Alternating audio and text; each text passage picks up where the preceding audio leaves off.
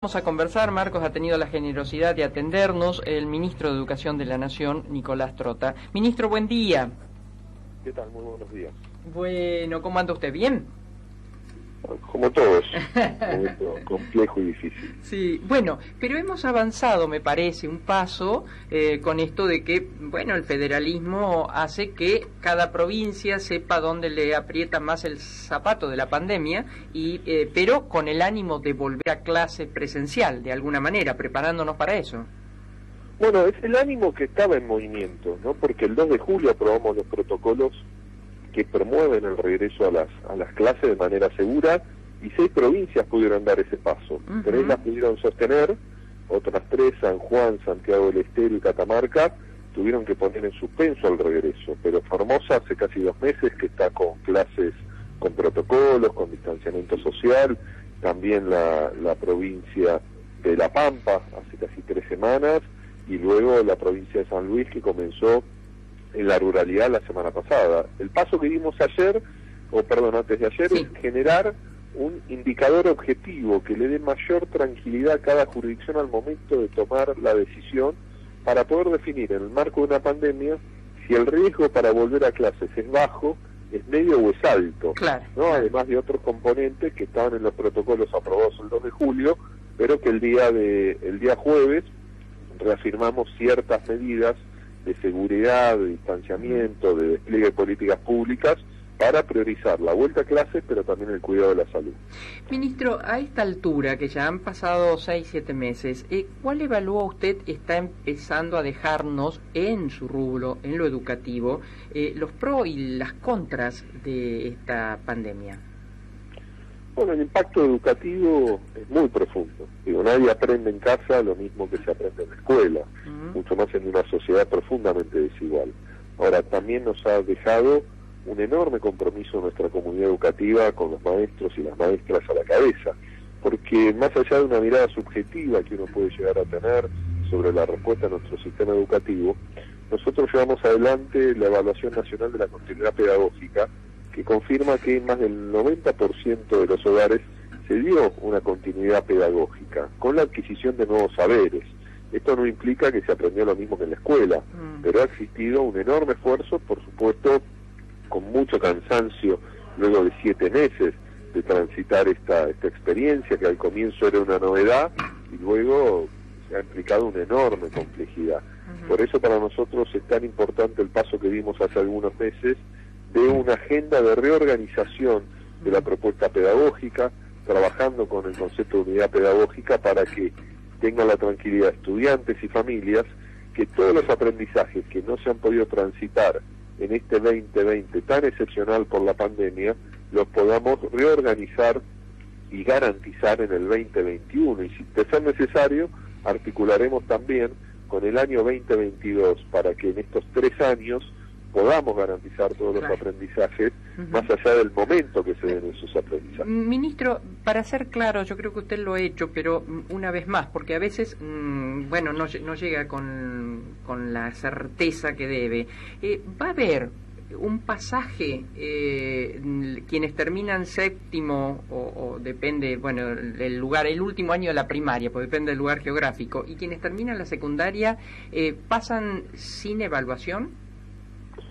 No, evaluación hay de manera constante, hay evaluación en este momento, ¿no? Una evaluación pedagógica, inclusive en la última resolución del Consejo Federal se ha establecido también la posibilidad de una evaluación con una calificación más tradicional.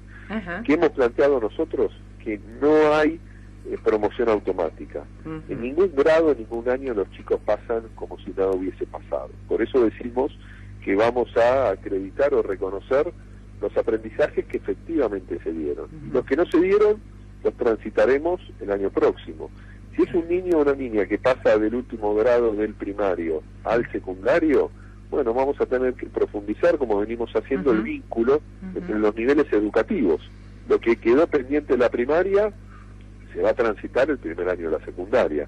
Y los que terminan el secundario, no es el caso particular, donde no nos tenemos el año próximo en la educación obligatoria. Estamos generando todo un esquema de articulación, de ser necesario un cierre de los 14 años de educación obligatoria de manera presencial le hemos dado a cada jurisdicción la posibilidad de extender el ciclo lectivo hasta el 30 de abril. Bueno, esta semana tuvimos una nueva reunión de trabajo para articular el vínculo entre la educación secundaria y la educación superior. Para todos los chicos que quieran ir a la universidad el año próximo van a poder ir, van a empezar un poco más tarde las clases, se van a poder inscribir, para llevarles esa tranquilidad a toda la comunidad.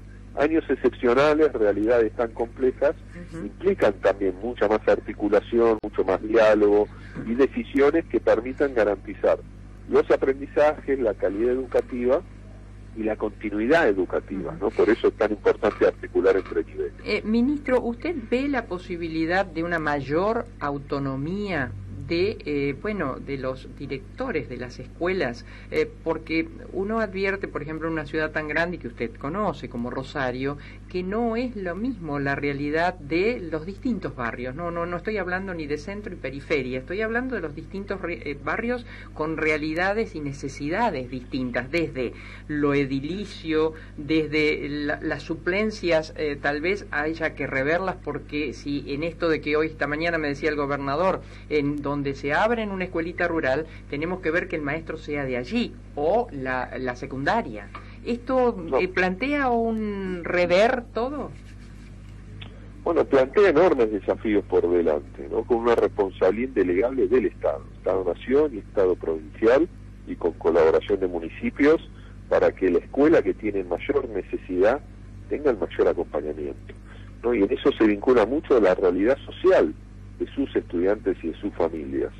Tenemos también que ser conscientes que nuestras aulas, en todas las realidades sociales, van a ser más heterogéneas, porque el aprendizaje en el hogar está impactado, está atravesado por múltiples factores, que en la escuela se pueden empezar a dejar de lado, pero en un hogar no es lo mismo, para poner un ejemplo, un hogar donde son 4 niños o uno solo en cuanto al acompañamiento que le puede dar los adultos del hogar, o si se tiene conectividad o no, si se tiene una computadora para cada chico o no se tiene computadora.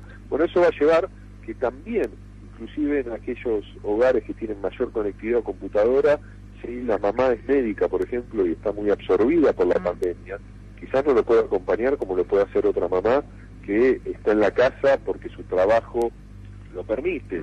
Bueno, todo esto implica ser consciente de las complejidades que tenemos por delante, que va de la mano también de una enorme responsabilidad de cada institución en este proceso diagnóstico y de reorganización, tanto de los equipos directivos como de todos los equipos docentes, para garantizar los aprendizajes, e implica y demanda reglas claras, resoluciones claras por parte del Ministerio de Educación Nacional con las provincias. Por eso, para nosotros, que todas estas resoluciones que vamos adoptando sean de manera unánime, confirma la voluntad de diálogo, de intercambio de miradas y el reconocimiento de la diversidad enorme que tiene la Argentina, desde lo territorial, desde lo social, desde lo que es la trayectoria del sistema educativo de cada una de las provincias y, por supuesto, desde las herramientas que tiene cada escuela. Ministro, y hay un hecho que es muy claro, y hoy se necesita, ya lo viene haciendo, pero se necesita y se va a necesitar de un protagónico mayor del Estado, porque uno advierte la diferencia entre escuelas privadas y bien pagas con nuestras escuelas públicas en cuanto a la presencia permanente con los chicos. Es decir, ¿cómo se salva esa brecha? Bueno, la evaluación nacional de la continuidad pedagógica no marca tanta diferencia entre la escuela privada y la escuela pública, ¿no? La mayor diferencia se encuentra en la realidad social de los estudiantes de cada escuela, porque inclusive en las escuelas donde los estudiantes son de sectores medios, para poner un ejemplo, por más que sea pública, es una escuela que tiene una realidad distinta quizás a la de un barrio popular, donde la escuela no tiene las herramientas que tampoco tienen los chicos, ¿no? Por su propia realidad social. Inclusive la evaluación nacional sí demuestra que hay una distancia entre, por ejemplo, las propuestas sincrónicas, el uso de plataformas en tiempo real, videollamadas o clases utilizando Zoom, por ejemplo. Un 37% en las escuelas privadas, un 17% en las escuelas de gestión estatal. Ahora, después podemos discutir si esa es la mejor propuesta pedagógica, ¿no? Porque uno puede tener una propuesta pedagógica asincrónica, que no es en tiempo real, ¿no? Viajan documentos, audios, ¿no? Ejercicios en papel, en archivos, y uno observa que ahí se garantizan muchísimos aprendizajes. Entonces, por supuesto que el desafío que nosotros tenemos por delante es donde hay mayor necesidad en las familias, es la escuela que tiene que tener mayor capacidad de respuesta, ¿no? Y se vincula, por ejemplo, a lo que es la reinstitucionalización del plan de conectividad, claro, que había sido abandonado por la gestión anterior, ¿no? Al hecho de avanzar como venimos haciendo, pero tiene que ser cada vez más marcado en la gratuidad y la navegabilidad educativa, ¿no? Entonces cada uno de estos aspectos son centrales. Ministro, me estoy quedando sin programa, pero no quería dejar pasar por alto que, bueno, sentado a su mesa tiene 2 dirigentes gremiales santafesinos, ¿no? Con responsabilidades grandes, como el caso de Sonia Leso y como el caso de Sergio Romero. ¿Cómo se comportan estos coterráneos? ¿Son muy reclamistas? No, me parece que con Sonia y con Sergio, ¿no? Con Cetera, con UDA, sí, tenemos un diálogo constante. Por supuesto tenemos roles diferentes, ¿no? Y yo siempre le planteo en cada una de las reuniones, ¿no? Que como compartimos la defensa de la educación pública, ¿no? Tenemos que tener una estrategia de trabajo mancomunado. En cada decisión que nosotros hemos adoptado han estado los trabajadores. Lo que no quiere decir que siempre pensemos lo mismo, ¿no? Porque han existido muchos debates intensos y por momentos miradas distintas. Pero hemos suscrito 3 paritarias este año, ¿no? Reinstitucionalizamos la paritaria y firmamos 3 paritarias. Cada uno de los pasos que dimos, por ejemplo, los protocolos del 2 de julio, que permitió el inicio del proceso de regreso seguro a clases, luego ese protocolo fue adaptado a una de las paritarias docentes, porque para nosotros no puede haber otro regreso a las aulas que sea a partir del diálogo y de garantizar la salud de los docentes. Es una...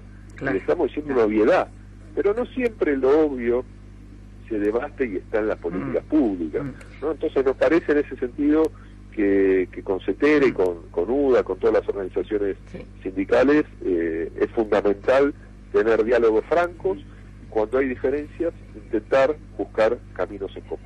Bueno, y cortito y al pie, las las bibliotecas populares, ¿depende de usted, ministro? No, de la CONAVIT. Porque no están abriendo, por eso.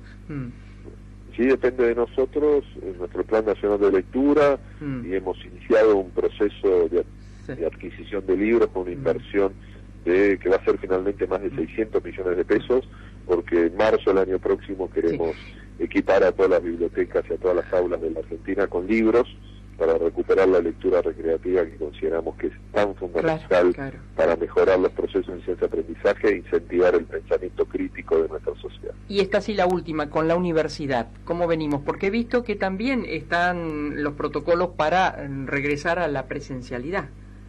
Bueno, una semana después de la educación obligatoria aprobamos los protocolos de las universidades. ¿Cuál es el paso? Cada universidad nos tiene que presentar los protocolos para el regreso a las clases o las actividades académicas presenciales, ¿no? Lo han presentado varias universidades, nosotros los hemos aprobado, y luego para ver el paso necesitan el visto bueno para clases o actividades presenciales de la máxima autoridad sanitaria de cada jurisdicción, según donde esté emplazada la universidad. Porque inclusive hay universidades que están en más de una provincia, la del Nordeste, una parte está en Resistencia, la otra parte está en Corrientes, ¿no? Entonces, todo eso implica que según donde esté la sede de la facultad o de la universidad en particular, es la autorización que tienen que tener, porque también hay una problemática, como le decía el gobernador Perotti, digo, no puede haber tránsito interurbano, ¿no? Los docentes y los estudiantes tienen que ser de esa localidad en particular. Así es. Entonces todas esas complejidades han sido abordadas por los protocolos, pero también quiero dejar en claro, para volver a clases presenciales, ¿no? Las provincias tienen que presentar a Nación sus protocolos. Nosotros los aprobamos y luego la jurisdicción, a partir de este semáforo que hemos construido, para decirlo sencillamente, la que con claridad puede adoptar la decisión de regresar, pero en cada jurisdicción el riesgo tiene que ser bajo, porque todos queremos lo mismo, volver a las clases, pero priorizar el cuidado de la salud. Lo que sí hemos aprobado los otros días es estas actividades educativas no escolares, que con riesgo medio y mucho cuidado, grupos pequeños, se pueden llevar adelante en distintas localidades. Ministro, un placer, muchísimas gracias. Sé que tenga usted un buen fin de semana. El ministro de Educación de la Nación, Nicolás Trota.